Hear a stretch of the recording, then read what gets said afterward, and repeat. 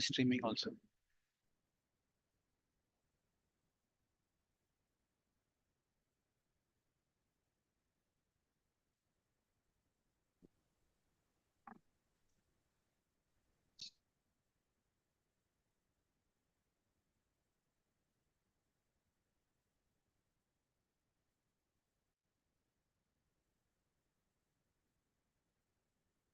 Okay.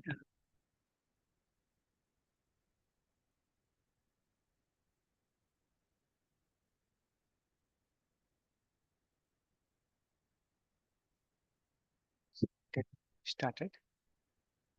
Om Vishnu Padaya Krishna Prasthaya Bhutale Srimate Bhakti Vedanta Swami Niti Namini Namaste Saraswati Deve Gauravani Pracharini Nirvishesha Shunyavadi Paschatya Deshatarani. Hare Krishna everyone. So I welcome you all for the daily reading session. So those who wants to read, please raise your hand and then we can get started. So yeah. Agree, Prabhu?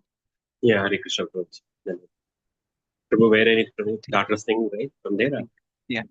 Yes, Prabhu. Yes, Prabhu. Hare Krishna. Dr. Singh. So there is an ascending process of gaining knowledge and a descending process. Srila Prabhupada. Yes, the ascending process will never be successful because it relies on the information gathered through the senses, and the senses are imperfect. So we accept the descending process. God cannot be known by the inductive process. Therefore, he is called Adokshaja, which means unknowable by direct perception.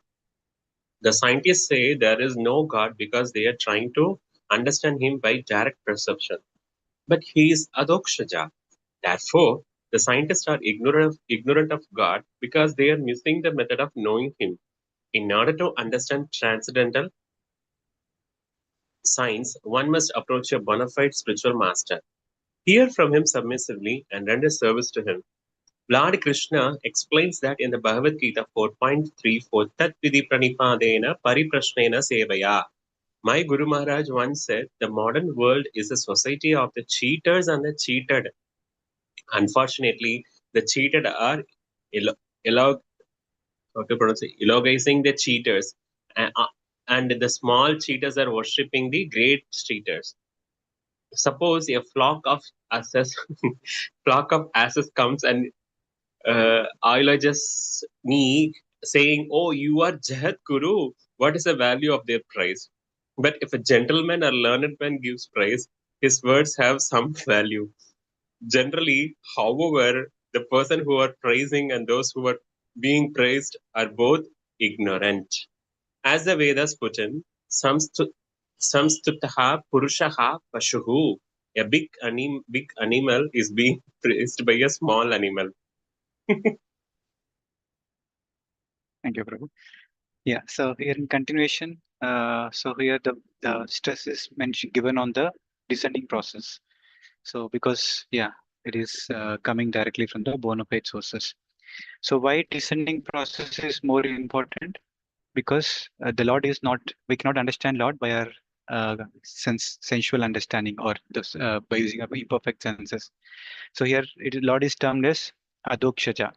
So Adokshaja means the Akshaja. So the one who is not understood by our senses because our senses are imperfect. So we also have this shloka in Srimad Bhagavatam, Savai Pumsam Paro Dharmo. So how we can understand the Lord?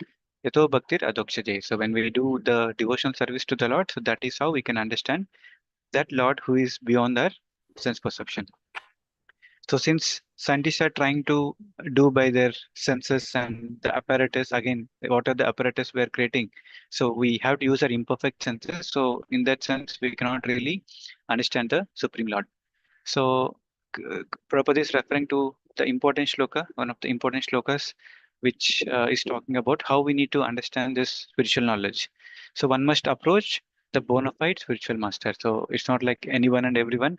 So he should be a bona fide spiritual master who is coming from a bona fide disciplic succession. So otherwise, Prabhupada is also mentioning which he heard from his Guru Maharaj, Srila Bhakti Siddhanta Saraswati Thakur. So in this world, there are many cheaters, and then the people who are cheated are eulogizing the cheaters. So they're just unnecessarily they're they're not worthy of praising, but they're just pricing them. And then, so yeah, so that's how we see in the modern, in this current world. So where there are so many unqualified people and there are so many followers for them. And then that is how the cult is formed. But when we see Srila Prabhupada, so many times people come to ISKCON for different classes. So when you ask them, do you know Srila Prabhupada? They say no. They're very much aware of ISKCON, but they don't know the founder of ISKCON. So that gives us how much Srila Prabhupada was not, projecting himself. He was always keeping Krishna in the front. So many people doesn't even know Srila Prabhupada, which is unfortunate. For he has done so much, he has sacrificed so much, and he has done so much of translation, just sacrificing his sleeping for to us, for the benefit of every one of us.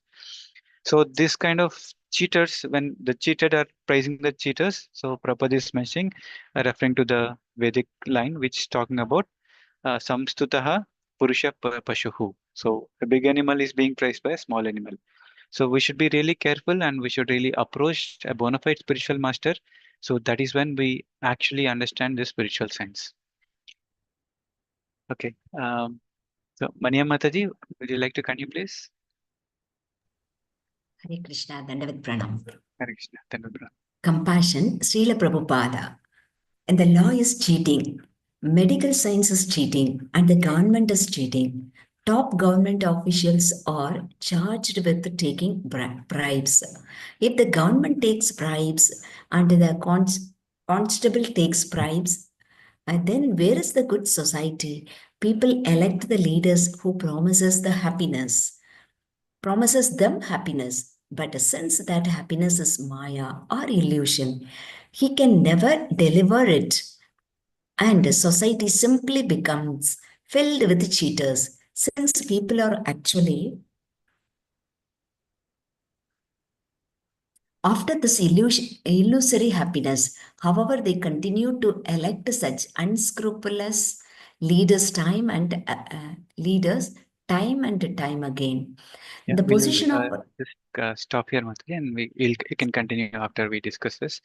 So here, yeah, Prabhupada is giving a very live picture which every one of us can relate. So the law is cheating. We see many times people are not getting justice, and medical science is cheating. So we see how the whole world of medical science, sometimes people are even scared to go to hospital. So it's also becoming a kind of business, and even the government is cheating. So they promise something and then it is not actually being fulfilled. So, and also we see whenever we go to any government offices, we see, yeah, sometimes they expect some money, and Prabhupada is already seeing, and which we can already relate in our day-to-day life. And so this is another thing which is really ignorance.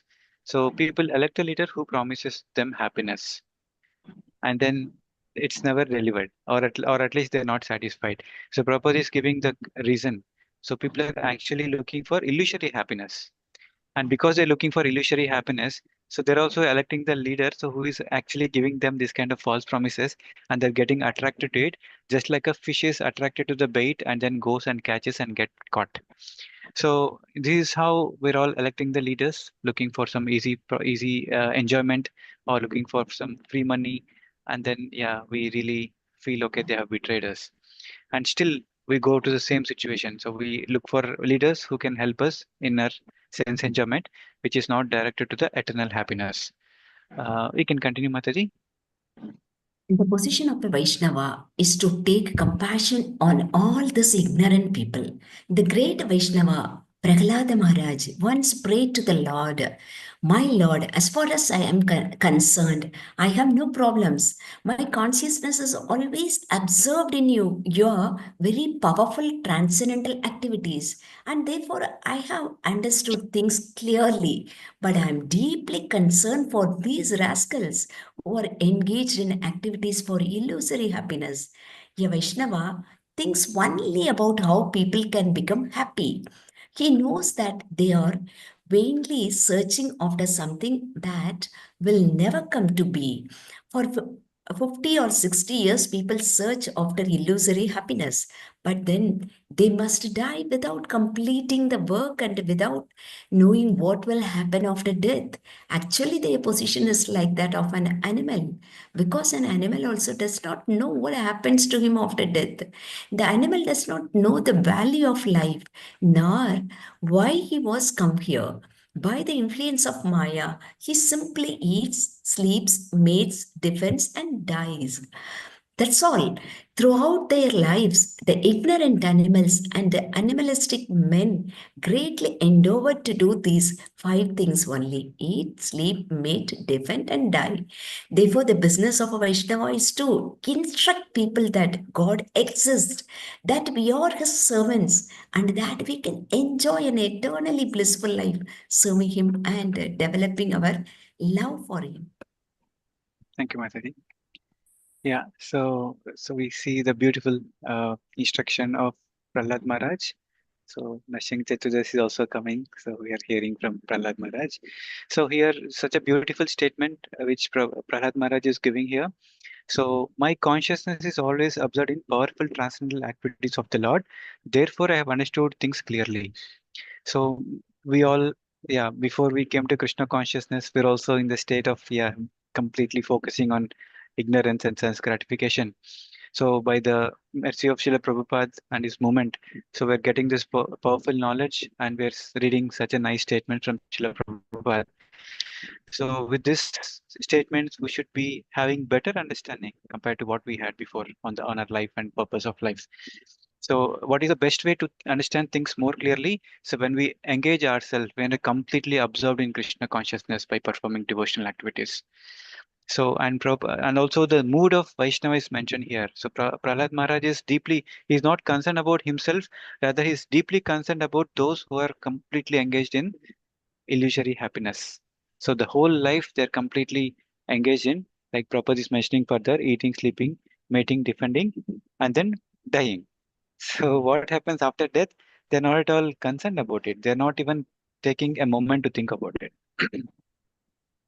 So, so these people are as good as animals or animalistic men. So what is the business of a Vaishnava? So most every one of us, yeah, we are trying to become Vaishnavas.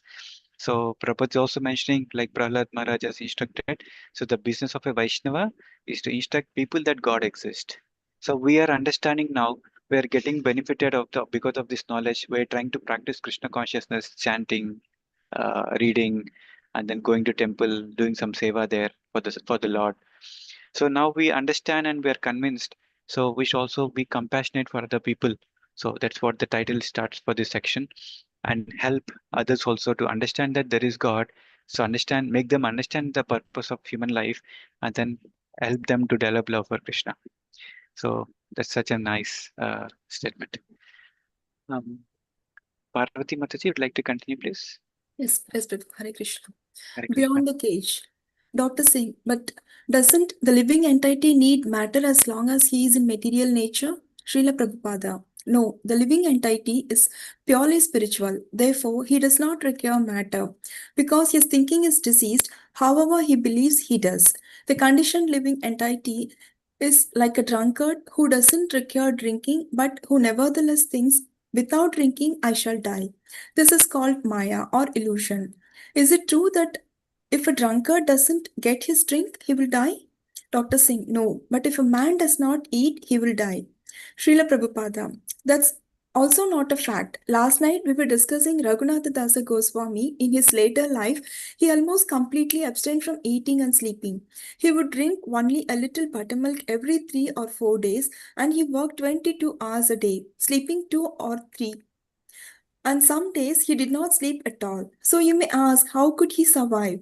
Actually, he lived for 100 years. Eating, sleeping, mating, and defending were not problems for Raghunatha Dasa Goswami, but still he lived. Because he was a pure devotee of Krishna, he was fully aware that the soul is eternal and independent, although it has been put into this bodily cage, which it actually does not require. Suppose a bird is encaged, is he living simply because he is in the cage? Without the cage, he is free. People are thinking that by being encaged within the body, they are happy. This is nonsense. Actually, our engagement within the brain makes us fearful. But in a purified existence, we do not even have to come out of our bodies. We will immediately be abhaya, fearless. Brahma Bhuta Prasannatma Yeah, Na we'll Suchite. stop here. Okay. We'll stop. Yeah. So here, Prabhupada is trying to explain how we are beyond the body or beyond the cage. So Dr. Singh is inquiring, so does living entity need matter? So Prabhupada is clearly mentioning, no, that is not really necessary because we are purely spiritual. So few edges that Prabhupada is giving, one is of a drunkard man. So drunkard thinks that, okay, I cannot survive without drinking. It's like I'm getting mad. So, but then it's not necessary. So he needs to have food rather than just drinking something. So drinking is not mandatory. So other example which Prabhupada is giving is about the bird and cage.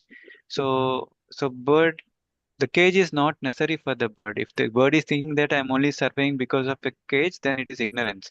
But actually, bird is more free without a cage. In the same way, if we are thinking I can only survive with this body, that's not true. I'm independent of my body. So I change the body because I have some desires. So here Prabhupada is mentioning about Raghunath Dasa Goswami. So who was actually having minimal needs to keep the body and soul together. He was only looking at little food and then trying to focus more on his spiritual practices. So of course we are not in this stage, so we should not try to imitate it. But Prabhupada is giving this so that we understand that body just needs minimal demands to keep the body and soul together, so that we can focus on our spiritual progress. So this is how Prabhupada is explaining, and the whole purpose of this is we purify our existence. When we purify our existence, what happens? We immediately become fearless. Otherwise, since the body is temporary, we are focusing more on the body and the bodily demands. Then we are constantly agitated. We are constantly in anxiety. So this is how we become fearless. Revati Mataji, would you like to continue, please? Hare Krishna Prabhuji. Brahma Bhuta Prasannatma Na Sochita Na Kansati Sama Sarvesu Bhutesu Mat Bhaktim Labhate Param. We can immediately awaken to our original spiritual existence in which there is no more fear, no more lamentation, and no more material desire. Dr. Singh, but the scientists would still want some more explanations as to how the living entity can be independent of matter. Srila Prabhupada, as long as you are conditioned, you are dependent on matter. For example, a man from Africa is conditioned because he cannot tolerate this cold weather. Therefore, he feels discomfort.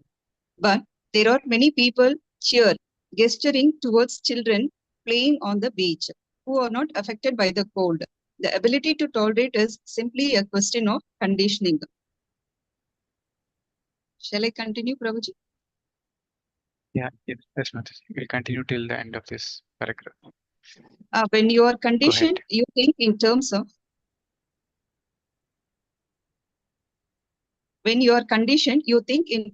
dualities like hot and cold, pain and pleasure.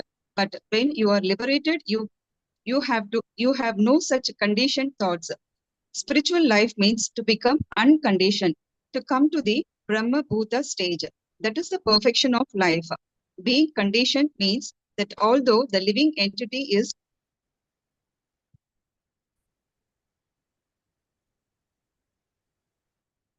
next page, Prabhuji. I think there is a lag. I'm already in the next page, Mataji. That the perfection of Are life, you being still conditioned means not? that although the living entity is eternal, due to his conditioning, he thinks that he is born, he is dying, he is diseased, and he is old. But an unconditioned person is not even old. Krishna is described in the Brahma Samhita as Advaitam Achyutam Anandam Ananda Rupam. Ananta Rupam. Adhyayam Purana Purusham Navya Yavanam Cha. Yavanam Cha. This means that he is the oldest person, the first person, but that he has no old age. He always appears just like a young man of 20 because he is fully spiritual. Thank you, Madam. So here, Prabhupada is referring to this beautiful shloka. So Brahma Bhuta Prasannatma Nasochati Nakangshati Samasarveshu Bhuteshu Madbhaktim Labati Param. So here, the Brahma Bhuta stage, what is this Brahma Bhuta stage? So it is coming to the platform. So what happens when we come to the spiritual platform? So we become Prasannatma. So we try to reach our profound inner fulfillment because we understand we are not the body, I am the soul. So when we come to this kind of fulfillment, so our so the vision completely changes. So we don't look for pleasures which seem to be very very much necessary in the past because of our impurities. So because of this reformed so vision, so we are completely relieved of the whole range of emotions that we had for material hankerings, and these were centered on things which we were craving for, right? But now we don't even we no more crave for such a kind of material things. So na sochati na kankshati. So whatever comes on its own accord, we're happy with it, and we're not hankering for something which is not really important anymore because we're in the Brahma Bhuta stage. And then we are not envious of others. Samma sarveshu bhuteshu, and this is how we get qualified for performing bhakti, and we get bhakti towards the Supreme Lord. So as long as we are conditioned, we have to depend on matter. So Prabhupada is giving the example of how a person from different part of the world might initially feel difficult to get accustomed to the other, whether in the other parts of the country, other parts of the world, but it's all due to the sense perception because we are so much depend on the body and the bodily senses. So that is how we are actually feeling so much of problems in this life. So spiritual life means to become unconditioned. So that is what is Brahma Bhuta stage. So, and so Prabhupada is giving how, since Krishna is completely spiritual, so he's quoting Brahma Samhita, Advaitam Anadi Mananta Rupam Adyam Purana Purusham Navayavanam Cha. So for Krishna, there is no difference between matter and spirit. So that's why since he is completely spiritual, his body is completely spiritual, he appears just like a 20-year-old or 16-year-old. So when we come to that spiritual platform, so we also become indifferent to all the material demands of body. So it is already, so we should stop here. So for today's assignment, I was thinking, so the business of a Vaishnava is to instruct people that God exists. So we can all see, so we all have in our own life, so many people who are close to us. So we can see how we can help others in coming to Krishna consciousness. So see from two perspectives, and we will summarize the question. So one, am I already helping others to come to Krishna consciousness? If yes, how? So if we are not doing it yet, so how can I help others also to come to Krishna consciousness so that they can also be happy? Right. So two questions. I'm just repeating. So if you're already helping others to come to Krishna consciousness, how are you doing so? If you're not yet doing, so let us start. So see and share how we want to help others to come to Krishna consciousness. Maybe chanting or anything. What do you think of? So thank you so much for joining today. So we'll continue tomorrow. So Hare Krishna. Vancha kalpatarubhyascha kripa sindhubhyevacha patitanam pavanebhyo vaishnavebhyo namo namah. Ananta Vaishnavrinda ki jai. Srila Prabhupada. Thank you so much, Prabhuji. Thank you, Prabhuji. Hare Krishna, Hare Prabhu. Krishna. Thank you, Prabhuji. Hare Krishna. Thank you, Prabhuji. Thank you.